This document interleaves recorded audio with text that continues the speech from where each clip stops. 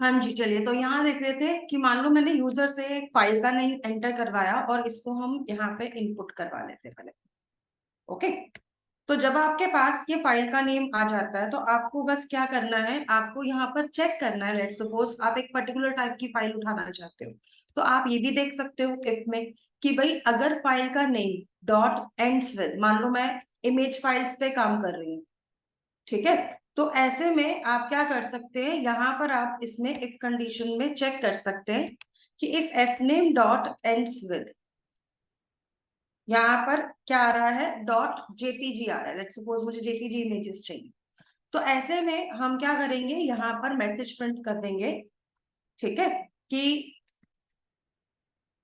Image file count, कुछ भी message डाल देते हैं फिलहाल के लिए, just to check with the image files. ऐसे ही अगर मान लो एल्स में जाते हैं, तो एल्स में जाकर हम क्या लिख देंगे, ठीक है, this file is not the not in the required format. तो कुछ भी वैल्यू डाल सकते हैं इस तरह से हम एंड सिविल का यूज करके। अब जैसे मैंने यहाँ पे फाइल का नेम चेक किया है, जरूरी नहीं कि हम फाइल का नेम ही चेक करवाएं, आप यहाँ पे कोई भी चीज ले सकते हो। लेट्स सपोज हम यहाँ पर किसी का नेम एंटर करवाते हैं, ठीक है, तो हम यहाँ पे लेंगे एंटर योर नेम। तो अगर लेट्स सी हमने यहाँ पर किसी का नाम लिया और मैं यहाँ पे लिख लेती हूँ string name equals to sc dot next line, तो मैंने यहाँ पर नेम एंटर करवाया। अब जो नेम एंटर करवाया है मैंने यहाँ पर, इस नेम को भी मैं मैच करना चाहती हूँ if name dot ends with. मान लो मुझे एक पर्टिकुलर सरनेम के लोग चाहिए, ठीक है, तो मैं यहाँ पर क्या लिख देती हूँ, एट भाई अगर नेम एंड हो रहा है शर्मा से, तो मैं यहाँ पे लिख दूंगी शर्मा जी फाउंड, कुछ भी डाल देंगे, ठीक है। तो यहाँ पे हम इस तरह से ले लेते हैं, और एल्स में हम यहाँ पे क्या डाल देते हैं, कुछ भी मैसेज लेते हैं कि शर्मा जी नॉट फाउंड, ठीक है, तो कुछ भी लगा देते हैं। तो इस तरह से हम क्या कर सकते हैं, किसी भी स्ट्रिंग का एंडिंग, और जरूरी नहीं है कि एक वर्ड ही आए, एक से ज्यादा वर्ड्स भी हो सकते हैं, स्ट्रिंग कितना भी बड़ा हो सकता है, उससे कोई दिक्कत नहीं, ठीक है। तो जितना भी स्ट्रिंग है उसको अगर मैच करना है आपको अपने एग्जिस्टिंग स्ट्रिंग के साथ में, और उसकी एंडिंग को चेक करना है, कुछ पार्टिकुलर पार्ट को चेक करना है जो एंड में आ रहा है, तो ऐसे में आप इसी फंक्शन का यूज करोगे। अगर मैं इसको रन करती हूँ, तो सबसे पहले ये फाइल का नेम ले रहा है, तो मान लो मैंने दिया abc.jpg, तो क्या दिखा रहा है, इमेज फाइल फाउंड। और अगर मैं अपना नाम लेती हूँ, तो मैंने यहाँ पर लिखा लेट्स सपोज एच शर्मा, तो क्या कह रहा है, शर्मा जी फाउंड, ठीक है। तो इस तरह से हमें क्या मिल जाएगा, इसका आउटपुट मिल जाएगा। तो आप यहाँ पर क्या कर सकते हो, इस वे में यहाँ पर आउटपुट्स ले सकते हो, मतलब इसके अंदर चेकिंग करा सकते हो। अब जैसे starts with, sorry ends with function होता है ना, ऐसे ही इसी का एक और वेराइटी भी होता है स्टार्ट्स विद फंक्शन। तो अगर आपको स्टार्ट्स विद यूज करना है, ठीक है, तो स्टार्ट्स विद फंक्शन काम क्या करता है, स्टार्ट्स विद फंक्शन प्रीफिक्स को चेक करता है कि एक फाइल या एक स्ट्रिंग जो है एक पर्टिकुलर वैल्यू से स्टार्ट हो रही है या नहीं हो रही। तो जैसे अभी हमने एंड्स विद को चेक किया है, ऐसे ही हम स्टार्ट्स विद को भी चेक कर सकते हैं।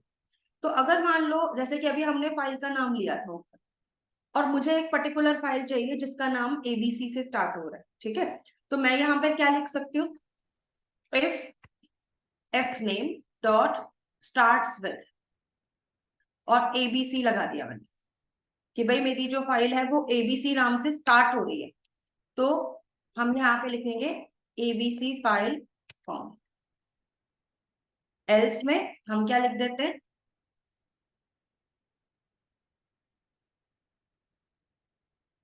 एबीसी फाइल नॉट, ठीक है। तो इस वे में आप क्या कर सकते हो, यहाँ पर फाइल्स को चेक करा सकते हो। इतना क्लियर है सभी को यहाँ पर कैसे वर्क कर रहा है, इसमें कोई डाउट इसमें?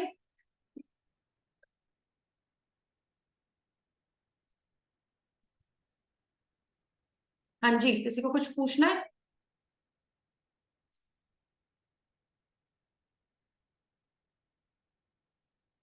ओके, चलिए तो फिर हम यहाँ पर देख लेते हैं कि जैसे कि स्टार्ट्स विद और एंड्स विद फंक्शन कैसे काम करता है। अब आते हैं वापस इस फाइल पे।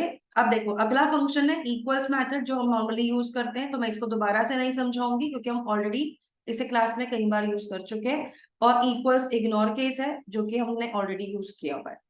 अब देखो कभी कभार सिचुएशन ऐसी होती है कि जब हम डाउनलोडिंग अपलोडिंग इस तरह से कुछ काम करवाएंगे अपनी फाइलों के अंदर, तो ऐसे केसेस में आपको क्या करना होता है, डाला जो भी डेटा होता है स्ट्रिंग फॉर्मेट में, उसे आपको कन्वर्ट करना होता है बाइट्स फॉर्म में। तो उसके लिए आपको यहाँ पर जावा ने एक स्ट्रिंग क्लास ने एक फंक्शन दिया हुआ है get bytes. Get bytes function क्या करता है, बाइट्स को यहाँ पर निकाल के देता है। जैसे कि अगर मान लो आप यहाँ पर क्या चाहते हैं कि जो भी स्ट्रिंग आया था, जैसे कि फाइल का नेम आया था, तो मुझे फाइल के नेम को क्या करना है, बाइट्स एरे में कन्वर्ट करना है। तो आप सिर्फ ये लिखोगे गेट बाइट्स, तो ये क्या करेगा, बाइट्स का एक एरे बनाकर आपको दे देगा। ठीक है, तो नाम आप अपने हिसाब से इसका कुछ भी रख सकते हैं। तो यहाँ पे आपके पास बाइट्स का एक एरे आ जाएगा। अब देखो अगर मान लो मैं इस बाइट्स के एरे को प्रिंट करवा के देखती हूँ, तो प्रिंट करने का तरीका क्या रहेगा कि आप यहाँ पर इंट आई इक्वल्स टू 0 ले लो, आई को less than v1 dot length ले लो, और फिर आई को प्लस प्लस करो, या आप फॉर ईच लूप भी लगा सकते हो अगर लगाना हो तो सेस आउट करके फिर आप यहाँ पर v1 और आई को अगर प्रिंट करोगे ना, तो देखो होता क्या है एक्चुअली में, जो भी फाइल का नाम आएगा, जैसे कि लेट्स सपोज फाइल का नाम था abc डॉट जेपीजी, तो ये क्या करेगा, इस फाइल के नाम के जितने भी कैरेक्टर्स है सबके यूनिकोड्स उठा लेगा। देखो मैं इसको एक बार रन करके दिखाती हूँ। अगर मैंने दिया abc डॉट जेपीजी, ठीक है, तो यहाँ पर ये क्या दिखा रहा है, एबीसी फाइल फाउंड, और यहाँ देखो पहला जो इसने यूनिकोड प्रिंट किया वो 97 दिखाया। तो 97 जो था वो किसके लिए ले लिया इसने, हमने फाइल दिया था एबीसी फाइल, ठीक है, और एबीसी में इसने 97 उठाया फर्स्ट वैल्यू, क्योंकि स्मॉल ए का यूनिकोड जो होता है वो 97 होता है, स्मॉल बी का 98, स्मॉल सी का 99, फिर डॉट के लिए 46, जे के लिए 106, पी के लिए 1112 एंड जी के लिए 103। तो इस तरीके से इसने क्या किया, हर एक कैरेक्टर का यूनिकोड वैल्यू उठा लिया और वो बाइट फॉर्म में बाइट के एरे में सेव कर दिया। ओके, तो जब भी हमें डाटा ट्रांसफर करने का काम करना होगा ना आगे चल के, तो हम इसी तरह से डेटा को कन्वर्ट करेंगे बाइट्स एरे में। अगर आपको बाइट्स एरे की जगह पे कैरेक्टर एरे में वैल्यू को कन्वर्ट करवाना है, तो उसके लिए आप लिखोगे fname डॉट गेट कैर्स। अब देखो जब मैं गेट कैर्स फंक्शन का यूज करती हूँ, तो get chars function character array में कन्वर्ट तो करता है, लेकिन यह आपसे बहुत सारी वैल्यूज भी लेता है। तो एक काम करते हैं, इस फंक्शन को करने से पहले ना हम यहाँ पर एक कैरेक्टर एरे बना देते हैं, और इसका साइज मैं अभी के लिए कितना रख देती हूँ, 10 रख देती हूँ। इससे पहले मैं एक स्ट्रिंग भी ले रही हूँ अलग से, ठीक है, s1 करके, और इसमें हम लिख देते हैं Java is an object oriented language. Okay, और इसका साइज में बढ़ा के 50 कर। अब हमारे पास जो ये वैल्यू आ रहा है, ये जो एरे आ रहा है, अब हमें क्या करना है, इस स्ट्रिंग को इस एरे में कन्वर्ट करना है। लेकिन मुझे पूरी स्ट्रिंग को नहीं करना है, मुझे इसके किसी पार्ट को करना है, या पूरी स्ट्रिंग को भी करना है। तो दोनों तरीके देखते हैं कि क्या करना होगा उसके लिए। तो देखो पहले देखते हैं, to convert entire string into array. जब आपको पूरी की पूरी स्ट्रिंग को एरे में कन्वर्ट करना हो, तो ऐसे केस में क्या काम करोगे, इसके लिए आप लिखोगे यहां पर, इसमें आप लिखेंगे s1 डॉट गेट कैर्स। तो यहां पर देखो क्या लिखा हुआ है, सोर्स बिगिन। सोर्स बिगिन का मतलब है कि सोर्स का मतलब हो गया s1 जो स्ट्रिंग है हमारी, तो सोर्स में कहां से शुरू करें कन्वर्ट करना। तो अगर आपको शुरू से लेकर आखिर तक करना है, तो सोर्स बिगिन की वैल्यू को 0 रखोगे, और सोर्स एंडिंग की जो वैल्यू है वो क्या रखनी है, यहाँ पर इसकी पूरी लेंथ लेनी पड़ेगी स्ट्रिंग की। तो स्ट्रिंग की लेंथ निकल जाती है s1 डॉट लेंथ फंक्शन से। ओके, तो मतलब पूरी स्ट्रिंग आ गई 0 से लेकर लेंथ तक। फॉर कहाँ सेव करना है, CH के अंदर सेव करना है। और CH में भी पूछा गया है कि कहाँ से शुरू करना है। हो सकता है आपके पास पहले से कुछ डेटा हो, उसके बाद में आप डालना चाहते हो, तो आप वहां का इंडेक्स यहाँ पर रिटर्न करवाओगे। अगर आपके पास कोई डेटा नहीं है, आपको जीरो इंडेक्स से चाहिए, तो जीरो इंडेक्स लिखोगे। तो इस वे में आपके पास एक नया एरे बनकर आ जाएगा CH, और उसके अंदर आपकी ये वाली स्ट्रिंग कन्वर्ट होके सेव हो जाएगी। अगर मैं पूरे एरे को नहीं लेना चाहती, मतलब पूरा जो मेरे पास एरे है उसको ना लेकर, मुझे यहाँ पर पूरी की पूरी स्ट्रिंग को ना लेकर क्या करना है, कुछ पार्ट को उठाना है इसमें से, तो हम एक और क्या ले लेते हैं, चलिए 10 स्पेसेस के लिए ले लेती हूँ मैं। ओके, एंड फिर हम लिखते हैं s1 डॉट गेट कैर्स। तो यहाँ पे सोर्स बिगिन के लिए तो काम करते हैं, मैं ले लेती हूँ कि भाई मुझे ना जीरो से शुरू तो करना है, या फिर चलो मैं जीरो से शुरू नहीं करती, 4 कैरेक्टर ये आ रहे हैं, 5वां स्पेस है और छठा आई है, और अगर हम जीरो से स्टार्ट करते हैं तो 5th नंबर इंडेक्स पे इज आ रहा है। तो मैं क्या करती हूँ, यहाँ पे शुरू दे देती हूँ 5 से, और मैं इसके अंदर कितना सोर्स एंड कहाँ तक का दे देती हूँ, मैं दे देती हूँ 10 तक। तो 5 का मतलब इज हो गया आई से, तो 5 6 7 8 9 10, मतलब मेरे पास क्या आएगा, इज एन आएगा। ओके, किसके अंदर, CH1 के अंदर, और CH1 में मैं जीरो इंडेक्स से ही सेव करवा रही हूँ। तो मेरे पास दो एरे बन गए, CH1 और CH।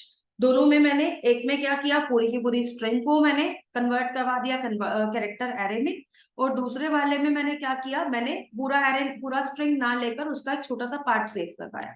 अब अगर मैं इन दोनों एरेज को प्रिंट करना चाहती हूँ, तो मैं एक काम करती हूँ, मैं फॉर ईच लूप यूज कर लेती हूँ। तो कैर सी ले लेते हैं, और इसमें पहले तो हम CH को प्रिंट करके देखते हैं। ठीक है, तो सी आउट ले लेते हैं, और यहाँ पर हम क्या कर देंगे, यहाँ पे हम प्रिंट करेंगे C। फिर मैं एक सिस आउट एक्स्ट्रा ले रही हूँ बीच में, और यहाँ पे आकर हम क्या करते हैं, इसके अंदर CH को 1 को प्रिंट कर देते हैं। तो CH1 को तो प्रिंट करना था, लेकिन कैसे प्रिंट करना पड़ेगा, इसको भी लूप से ही करना पड़ेगा। तो मैं ले लेती हूँ कैर C कॉलन CH1 सिस आउट, और यहाँ पे हम ले लेते हैं C। तो ऊपर वाले एरे से, ऊपर वाले लूप से मैं CH को प्रिंट करवा रही हूँ, नीचे वाले से CH1 को। लेट्स सी आउटपुट इसकी क्या दिखाता है ये। तो यहाँ पे हम फाइल का नाम दे देते हैं abcd.jpg। ठीक है, तो देखिए होता क्या है कि जब आप एक एरे को प्रिंट कराते हो ना, तो ये देखिए हमने प्रिंट एलन यूज किया था, इसलिए सारे कैरेक्टर अलग अलग लाइन में आ रहे। ऊपर वाले ने बाइट का एरे दिखाया, नीचे वाले ने कैरेक्टर का एरे दिखाया। तो ये आ रहा है पहला वाला एरे जो आपके सामने यहाँ से दिख रहा है। तो Java is an object oriented language जो था वो इसने CH में सेव किया था, और उसके बाद भी क्योंकि CH1 50 साइज का एरे था, तो इसके अंदर काफी स्पेस बच गया था। तो जो स्पेस बचा था उसकी जगह ये बॉक्सेस दिखा रहा है। फिर लाइन के बाद जो दिखा रहा है वो दिखा रहा है CH1 वाला एरे, जिसमें हमने एक पार्ट सेव किया था। तो इज एन तो ठीक से आ गया, बाकी के जो स्पेस बचे वहां पर क्या दिखा रहा है, बॉक्सेस दिखा रहा है। तो इस फॉर्म में आपका जो एरे है वो किस में कन्वर्ट हो गया, स्ट्रिंग जो था वो एरे में कन्वर्ट हो गया। यहाँ किस फंक्शन की हेल्प से, गेट कैर्स की हेल्प से। इतना क्लियर है सभी को कैसे वर्क कर रहा है यहाँ पर।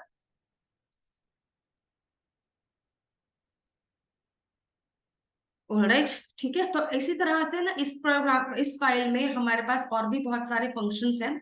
मैं आपके साथ ना ये फाइल शेयर कर दूंगी आज। जो जो फंक्शन आपको इजी लगता है, जो लग रहा है समझ में आ रहा है हम कर सकते हैं, उसको आप लोग प्रैक्टिस करिएगा। अगली क्लास में जो जो फंक्शंस बच जाएंगे वो हम नेक्स्ट क्लास में इसको कंप्लीट कर लेंगे। ठीक है, तो मैं आप लोगों के साथ में फाइल्स सारी की सारी शेयर कर देती हूँ, इसको प्रैक्टिस कर लीजिएगा। नेक्स्ट क्लास आप सब लोगों की होगी ट्यूसडे को, उस दिन फिर हम इसमें कंटिन्यू करेंगे। Okay, bye for today everyone. और SQL क्लास के लिए 5 मिनट बाद ज्वाइन कर लीजिएगा।